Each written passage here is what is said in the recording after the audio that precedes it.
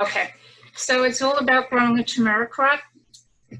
Generally, here in the United States, we don't grow big crops. We grow small crops. We plant them in our gardens.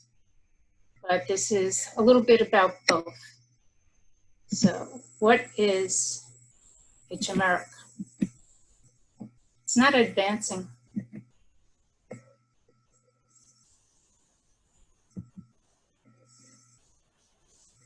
This is what we're going to talk about, what the plant is, what its uses are, nutritional qualities, how to grow it, maintain it, pest control, harvesting, storing, and using. All right, so the most common plant that we have here in the United States is the Curcuma longa. There are very many around the world, mostly in Southeast Asia. It's from the ginger family. And if you wanted to, you could change every word in this presentation from turmeric to ginger, because it's basically grown the same way, structured the same way. It's a herbaceous perennial. It prefers a tropical climate, but it does very well here, especially in southern states. It's got 7 to 12 leaves, grows 2 to 4 feet. It has a central spike, which is a full stem, meaning it has a pseudo stem, which means all the layers of the stem are leaf layers, and it grows from the center out, so that layer becomes thicker, and the leaves just pop up out of the middle. Eventually, the flower grows up out of the pseudo stem, and here you could see it's a very pretty flower.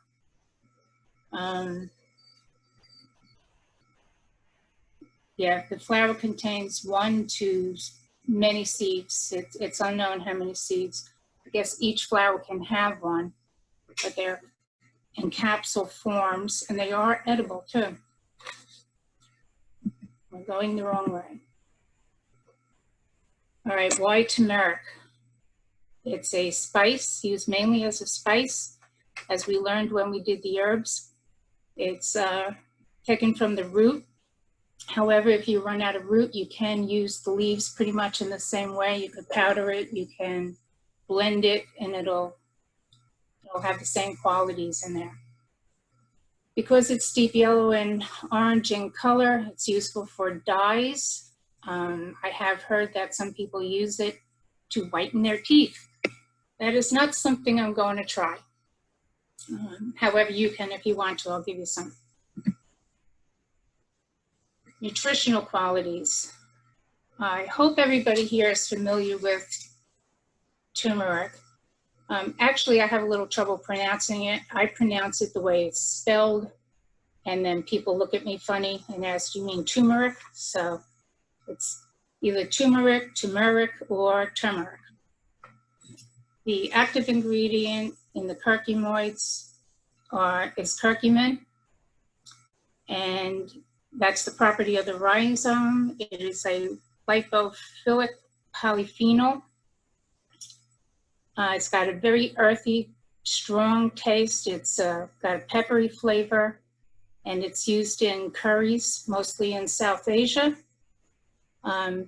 and here in the States too. We do a lot of cooking with it, but a lot of people don't like the flavor of it. It's not absorbed into the body very well without the help of pepperine, which is the active ingredient in black pepper.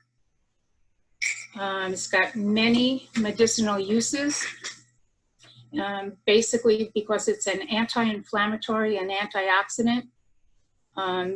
This list here are just some of the things that it helps aid in your body. It has never been proven clinically to help people. However, it is proven to help laboratory rats. They see major differences in the way a rat behaves. If they cause depression in a rat, it can lift the depression. If the rat has rheumatoid arthritis, it can help with the movement of the joints. It doesn't actually cure the arthritis, but it helps a great deal. I use it a lot because it helps with my joint inflammation whenever I have a flare-up. You're going to see some recipes. I use the golden milk, and I can drink that every day for a week, and I just feel a whole lot better. The side effects are only happen with high doses. You get digestive issues, headaches, skin rash. High doses are anything from over 8,000 milligrams, because a regular dose is 3,600 to 8,000 milligrams. So using anything more than that will cause some kind of a sensitivity. It is high in oxalate. It's 2% oxalate, and that can cause kidney stones. Oxalate is a chemical that is grown in plants to help the plant survive, to make it unpleasing to certain species who eat the turmeric. Sorry, I'm reading the chat.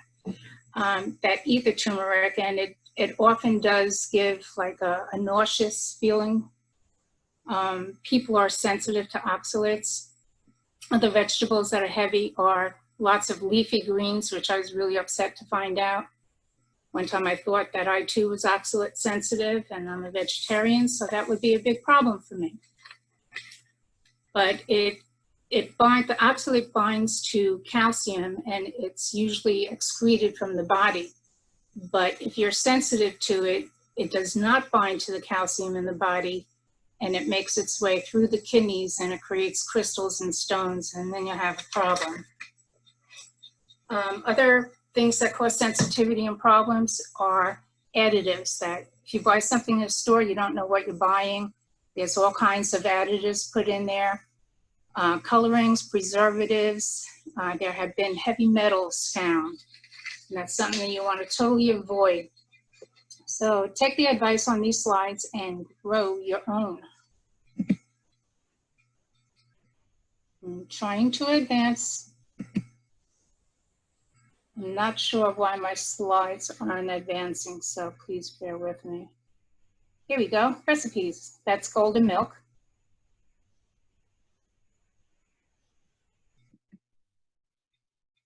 I'm trying to advance. Sorry, Aileen, I don't know why it's not doing that. Yeah, I guess if I loaded it on my end, maybe it would work. There you go. All right, there's one.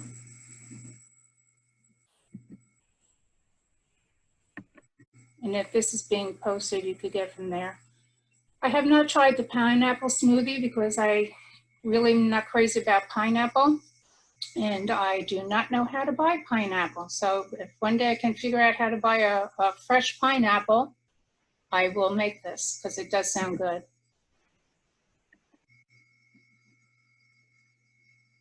These also I have not made. I put it in here so that it's my go-to place. I have recently given up on eating sweets, and I need something, so this sounds like a good natural way to get it.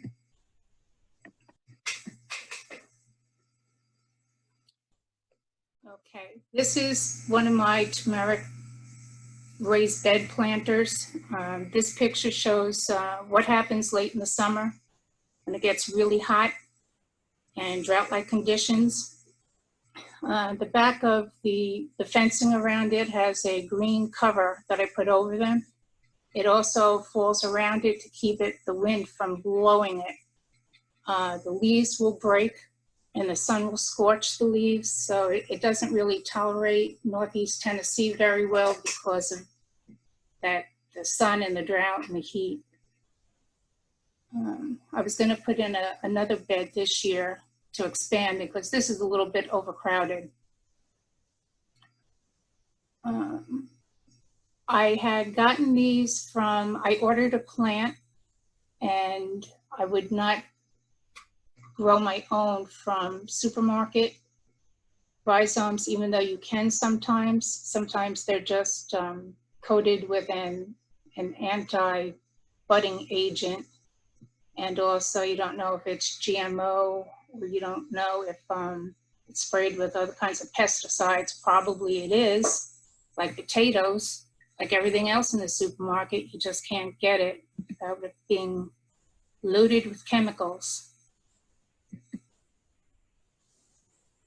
Another reason to grow your own food. Okay, the environment. Mine are grown in raised beds. You could grow them in the ground in rows as a border. You could plant one here or plant one there in the landscape. Put it in your herb garden, put it in containers. You could even grow it indoors. Turmeric enjoys a rich bed of organic materials, especially manure. As you see, this year I added 5 gallons of llama poo to my growing medium. Thank you, Jerry. And I can't wait to find out how that goes.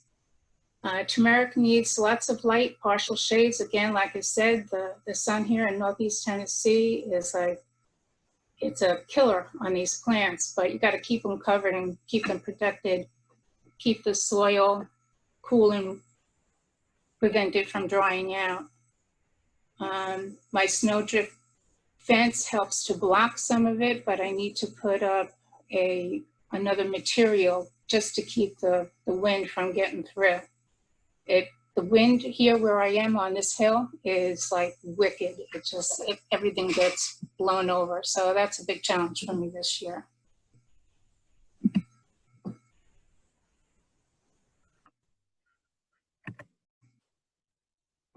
Okay, when and how to plant.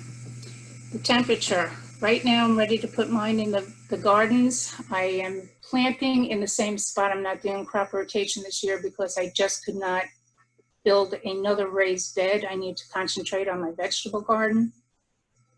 So they're going into the same beds, but this time, like I said, they were treated with different materials, different mediums. So the llama manure I put in there. I put fresh topsoil in there. And of course, it gets lots of worm composting. The sprouts, the turmeric sprouts and grows in warmer temperatures, but it really takes off when it gets hot.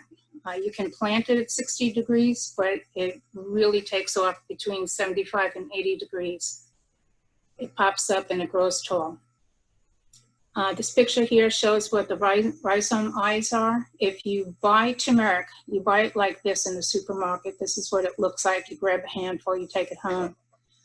Those eyes are supposed to point up. They'll become the leaves. The roots will come out of the bottom and go down.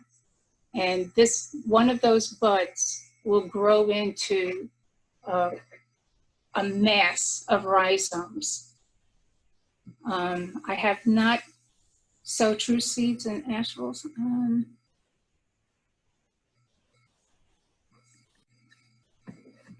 Okay, thank you. No, is somebody advancing this? I was. Okay. Maintenance and care, keep the soil moist. Don't let it get soggy. Examine the leaves for damage, especially if you're growing in a raised bed and it gets really compact. You really have to search for bugs, for damage, for fungus, for bacterial. The pests here are not too bad with these. I have a picture in here of the damage that I had gotten later in the year last year. Though there are lots of bugs in there, there's a lot of spiders in there. I'm sure they're helping me out a lot. You use liquid fertilizer is absorbed better, but you don't need a whole lot of it. Don't put a lot of nitrogen in there because the leaves will just grow too much and the roots and rhizomes won't grow as much. Rotate the crops every year to avoid the reinfestation and soil-borne diseases. And that they will do, especially if you get root rot. You're planting a good rhizome in an infested ground and it's not going to work too good. So I'm sorry that I can't rotate my crops this year. What I do is I don't mulch with leaves or straw. I put on a couple of inches of clean compost and worm castings, and that kind of feeds it so I don't have to fertilize it. It takes care of, it does everything that a mulch will do, and it's like continuous feeding. And it just puts back the fertile organic materials into the soil. It just stays nice from year to year. Any other mulch is not necessary.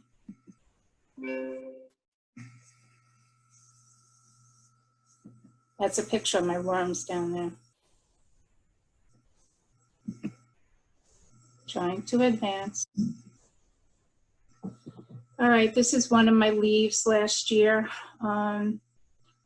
I believe I found that it was the shoot borer, but I am not convinced. These holes are on the vein, so it could be the shoot borer.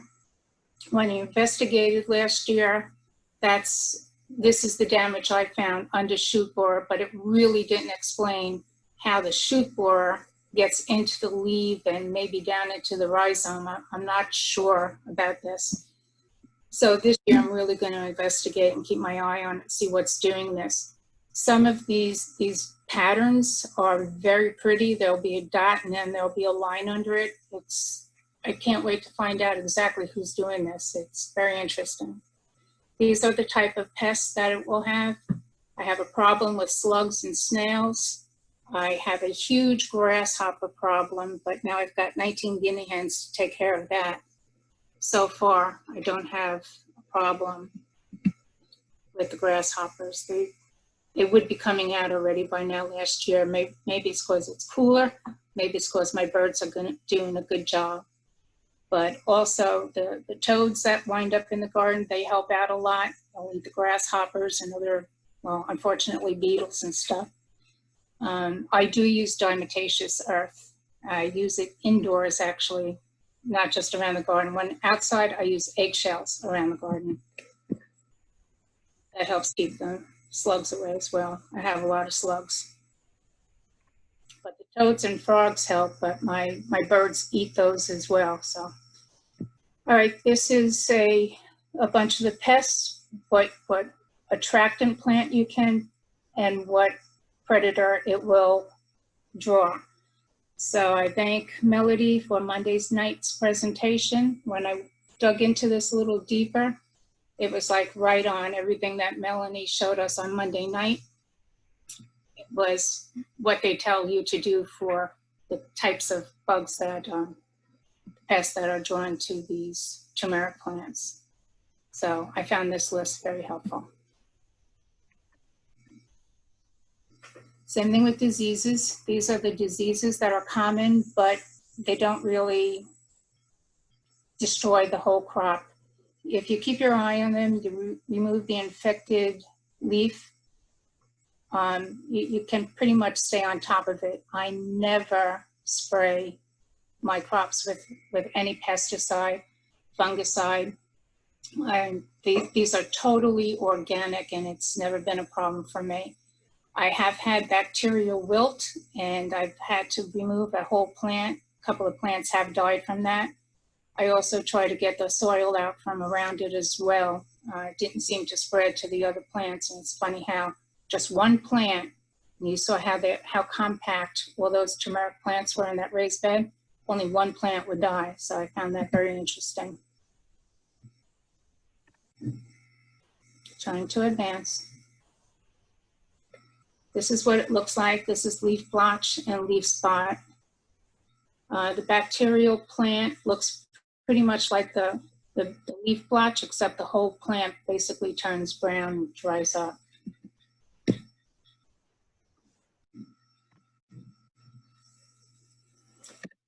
All right, this is what a crop looks like when it's ready to be harvested. It starts to turn yellow. The cooler temps yellow the leaves. If it frosts, they will yellow and they will just wilt and die. If they do die from the frost, I would bring them in immediately. What I do is I cut off all the leaves and I take the rhizome, shake off all the loose soil from it, and I store them the next year.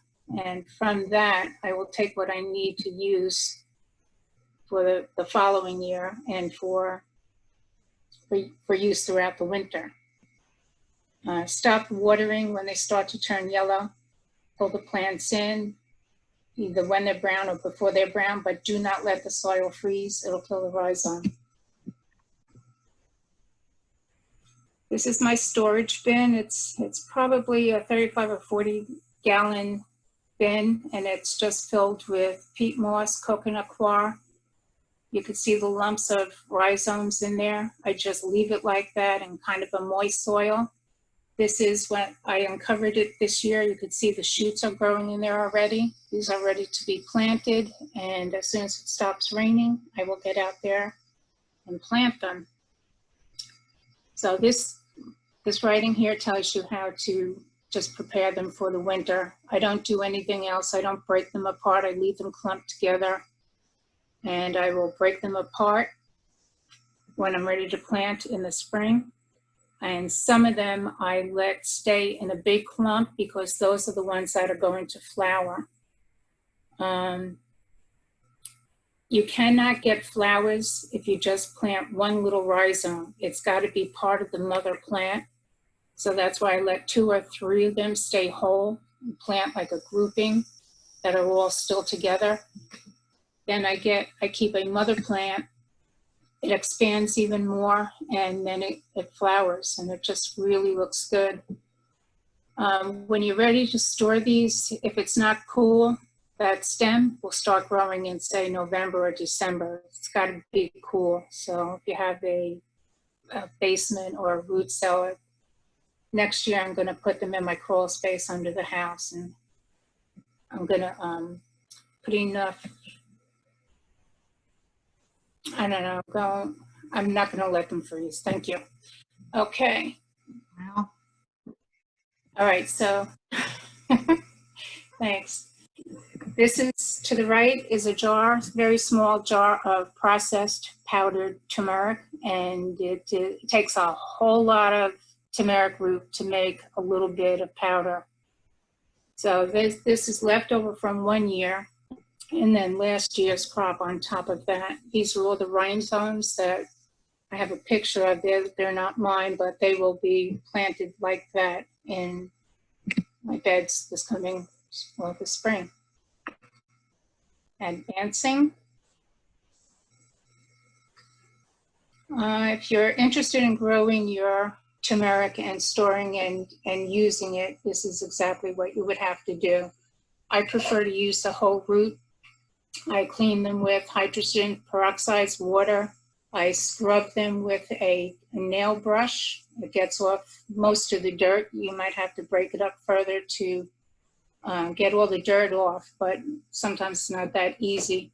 Some people boil, and I think they boil the root because it does get the dirt off, but I don't like boiling it because I don't like to lose any of the nutrition from it. Give it away. Give it away. Let people have this. You're growing it not just for yourself. You have to share it. My neighbors love it. I keep little knuckles in the fridge. I break them, like I'll break off a small rhizome, and that's what I'll take. I'll throw in my blender, put a little black pepper in my blender, and add it to any kind of smoothie that I'm going to make, whether it is fruit or vegetable or a combination of both. I only blanch it a little bit when I'm ready to freeze it, and it doesn't really stay in the freezer for too long, so I'll get it like a month in the freezer. When I need it out over the winter and I just want to put some turmeric, keep it going in my smoothies, I will go to my overwintering storage bin and I'll just dig into it and grab and break off a root, and I'll use it like that. So you have a constant supply throughout the winter. This is how you make the powder. You have to dry it out completely. It's best to sun dry it, but I also have a dehydrator I haven't used yet. After it's all dry, use a food processor, blender, a coffee grinder, get it into a fine powder. If you have chunks in there, you have to throw it into the grinder again. Any chunks will be moist, and that will create mold. You want it completely dry before you store it. And I keep it in my fridge, like that picture of the jar, that stays in my fridge all the time. I just keep it going and keep adding to it, mixing it up. Trying to advance.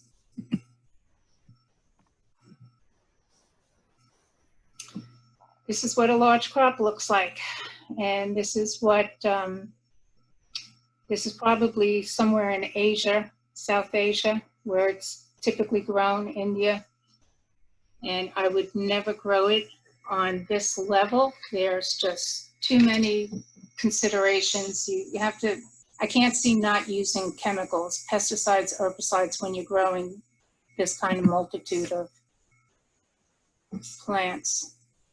I like to examine my plants, get hands-on and look inside of it. They suggest that you treat it even before you put it in the ground. You have to adhere to proper plant row spacings and plant spacings. That's to prevent disease. It's the same thing we do in our gardens. It needs the airflow, and you need to be able to check it for problems. You can't cover an entire field from the scorching sun. That's what I can't understand, how they manage to grow these plants so well and in such abundance, with the problem I have here in Tennessee with the sun wilting them and just scorching the leaves. The leaves literally turn black from the scorching of the sun. But I know it helps to keep a mulch, like a compost mulch around the roots. This way it keeps the soil from freezing or from drying out.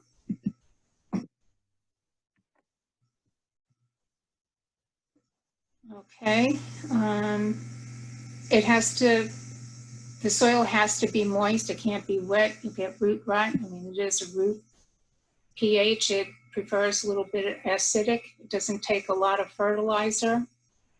Always test before you fertilize, because fertilizer can hurt the plant. Rotate the crops, use these items to rotate with, and I can't wait to start doing that once I get more beds up. And keep a log, like we should be doing with our gardens anyway. Always note from year to year how your plants are doing, the size, what kind of weeds, the disease, the pests, and what the weather does to it. And if you see any defenders there. All right, well, in a nutshell, growing turmeric is easy and it's fun, generally pest-free. I never have a big problem. It's pretty to look at. It supplements your diet with extreme nutrition and its medicinal qualities. And it's so easy to grow. I don't see why anybody wouldn't want to grow it.